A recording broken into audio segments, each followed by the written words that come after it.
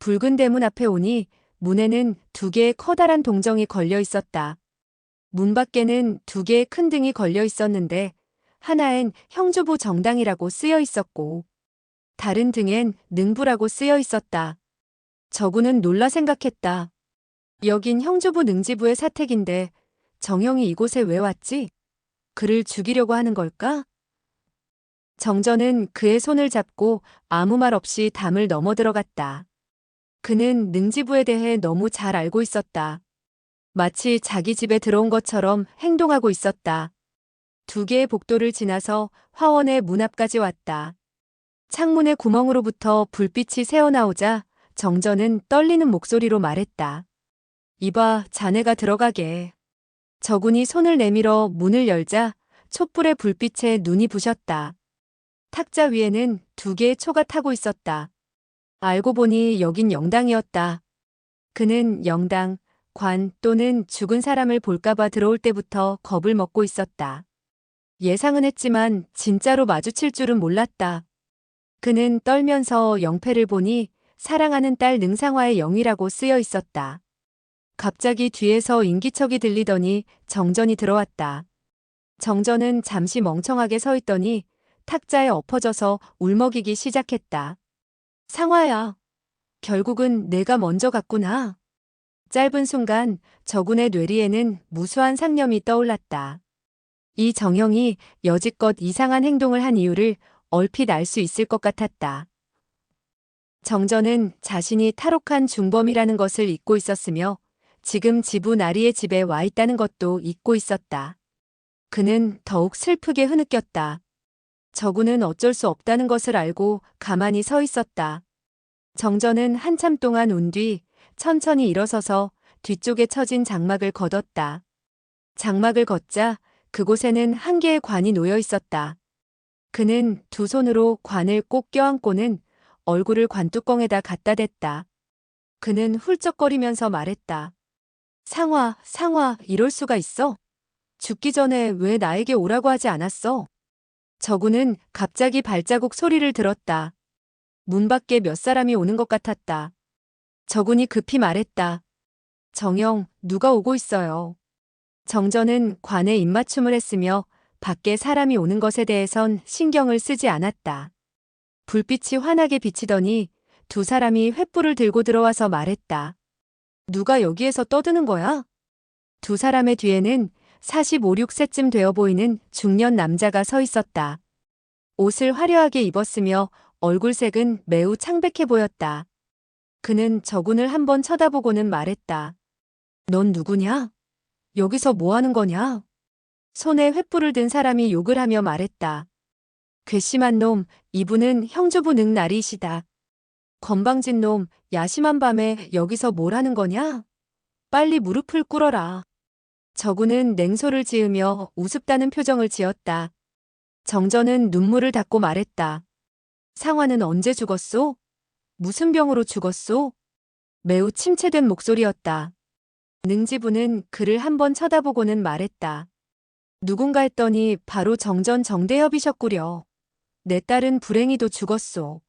내 딸은 5일 전에 죽었는데 의원도 무슨 병인지 알아내지 못했으며 아주 고통스러워하며 죽었다네. 정전은 원망하는 투로 말했다. 그건 당신의 소원이었잖소? 능지부는 한숨을 쉬며 말했다. 정대협, 당신의 고집은 너무 강했소. 진작 말을 했으면 내 딸도 죽지는 않았을 거요. 나와 그대는 장인과 사위가 될 수 있었는데 이게 무슨 천재지변이란 말인가. 정전은 큰 소리로 말했다. 내가 상화를 죽였다고요? 당신이 상화를 죽이지 않았소? 그는 능지부 앞으로 한 걸음 다가섰다. 눈빛이 매우 무서웠다. 능지부는 매우 냉정한 표정으로 고개를 저으며 말했다. 일이 이렇게 됐는데 내가 무슨 말을 더 하겠나? 상화, 상화야. 넌 하늘나라에서도 날 용서하지 않겠지? 천천히 영위 앞으로 걸어가서는 왼손으로 관을 쓰다듬으며 오른손으로 눈물을 닦았다. 정전이 말했다. 오늘 내가 당신을 죽이면 상화가 나를 원망할 것이오. 능지부, 당신은 나에게 7년 동안 고통을 주었소. 당신 딸의 얼굴을 봐서 지난 빚을 오늘 여기서 청산하겠소. 다시 한번 나의 성질을 건드렸다가는 가만두지 않겠소. 적형, 그만 가자. 능지부는 한숨을 쉬며 말했다. 정대협, 우리들의 처지가 이 지경이 되었는데 무슨 좋은 점이 있나? 정전이 말했다. 부끄러운 점이 없나 가슴에 손을 대보고 생각해 보시오. 당신은 연성결 때문에 딸의 생명까지도 빼앗아갔단 말입니다. 능지부가 말했다. 정대협, 가기 전에 연성결을 내놓고 가시오. 그러면 그대에게 해독제를 주겠소.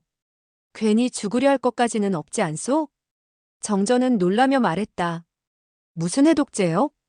이때 그는 얼굴, 입술, 손바닥에 갑자기 약간의 마비 증세가 왔다.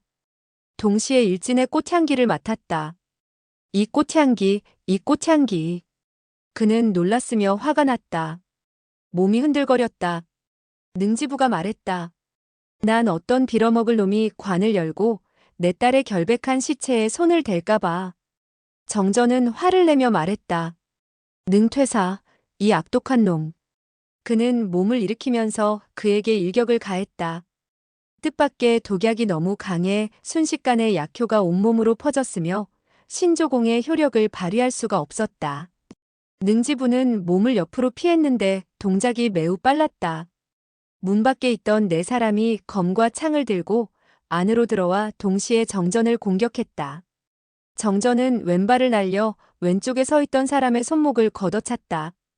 발로 찬 공격의 위치가 너무 정확하여 그자가 쥐고 있던 검은 당연히 떨어져야 했다. 하지만 그의 발이 반쯤 나가자 갑자기 힘이 빠지더니 더 이상 앞으로 나가지 않았다. 독이 그의 발까지 퍼진 것이다. 그 사람은 오히려 칼등으로 정전의 발목을 내리쳤다. 정전은 발뼈가 부러지며 바닥에 엎어졌다. 저구는 크게 놀라 아무것도 생각하지 않고 몸을 숙이고는 능지부에게 덮쳤다. 그를 잡아야 정전을 구할 수 있다고 생각했기 때문이었다. 능퇴사의 솜씨는 저군보다 훨씬 높았다. 능퇴사는 왼손으로 저군의 가슴을 치는데 그 공격은 빠르고 정확하여 저군은 가슴을 얻어맞았다. 그러나 저군은 생명을 도외시한 듯 계속 그에게 덤벼들었다. 능퇴사는 일격을 저군의 가슴에 적중시켰는데 저군이 아무렇지도 않다는 듯이 공격을 해오자 저군의 무공이 대단히 높은 줄 알고는 움찔했다. 저군은 오자미를 입고 있어 능퇴사의 일격에 충격이 완화되었고 그 움찔거리는 틈을 타서 재빨리 가슴을 틀어잡았다. 저군은 몸을 구부리고 정전을 등에 업으며 왼손으로 힘껏 능퇴사의 가슴에 있는 혈도를 잡았다. 네 사람은 화가 났으나 욕만 하고 더 이상 앞으로 덤벼들지 못했다. 정전이 소리쳤다. 횃불을 버리고 촛불을 꺼. 횃불을 든 사내는 명령을 안 들을 수 없어 횃불과 촛불을 끄니 영당은 갑자기 어두워졌다. 저구는 왼손으로 능퇴사의 앞가슴을 잡고 오른손으로는 정전을 둘러매고 빠른 걸음으로 뛰쳐나왔다. 정전이 길을 가르쳐 주어 순식간에 화원 근처로 왔다. 저구는 발로 문을 힘껏 차고 능퇴사의 단중혈에 일격을 가하고는 정전을 부축하여 도망쳐 나왔다. 그는 2년 동안 신조공을 열심히 배운 덕에 비록 무공은 제대로 못하지만 내공은 보통이 아니었다. 그는 능퇴사를 죽을 힘을 다하여 쳤는데 마침 그의 가슴을 적중시켰다. 윽! 능퇴사는 일격을 맞고 신음소리와 함께 뒤로 벌렁 나가 떨어졌다. 그의 부하들은 매우 놀라며 능퇴사를 구하려고 정신이 없었다. 아무도 정전과 저군이 도망가는 것을 잡으려고 하지 않았다. 정전은 손과 발이 마비되었으나 정신은 또렷했다. 그는 강릉성의 지리를 매우 잘 알고 있었으며 저군에게 길을 인도했다. 얼마 후 그들은 성에서 멀리 떨어진 한 채의 낡은 집에 도착했다. 정전이 말했다. 능지부는 틀림없이 성문을 걸어 잠그고 세밀히 수색할 거야. 난 깊이 중독이 돼서 성을 빠져나가지 못해. 이 낡은 집은 귀신이 나온다고 해서 사람들이 접근을 안 해. 잠시 이곳에 숨어 있자. 저구는 그를 천천히 한 그루의 매화나무 아래에다 내려놓고 말했다. 정영은 무슨 독에 중독되었지요? 어떻게 구해야 하나요? 정전은 한숨을 쉬고 말했다. 내가 중독된 독은 금파순화라고 하는 것으로. 이 독은 천하에 해독제가 없으므로 나를 구할 수는 없어. 저구는 크게 놀랐다. 전신이 얼음처럼 차가워졌다. 그는 떨리는 목소리로 말했다. 예, 지금 농담하고 있는 거죠? 그렇죠? 마음속으로 정전이 지금 농담을 하고 있는 것이 아니라는 것을 알았으나 저구는 너무 놀란 나머지 그렇게 말할 수밖에 없었다. 정전이 말했다. 능퇴사의 금파순화는 정말 무서운 독이야. 흐흐흐 옛날에 멀리서 냄새를 맡고도 기절한 적이 있지. 이번에는 피부에 묻었으니 얼마 살지 못할 거야. 저군이 말했다. 정영, 걱정하지 말아요. 여자 일은 나도 마찬가지예요. 어쩔 수 없어요. 먼저 해독할 방법을 생각해야죠. 물을 퍼다가 씻어야겠어요. 마음이 급해지자 제대로 말을 할 수가 없었다. 정전은 고개를 가로저으면서 말했다. 소용없어. 금파순화의 독은 물로 씻으면 피부가 금방 부패되어 더욱 비참하게 죽을 거야. 적형, 자네에게 할 말이 너무 많아. 자네가 흥분하면 중요한 말을 못하게 돼. 시간이 얼마 남지 않았으니 내 말이 끝날 때까지 조용히 앉아 있어. 내 말을 끊으면 안 돼. 저구는 그의 옆에 앉아 있었지만 여전히 마음이 안정되지는 않았다.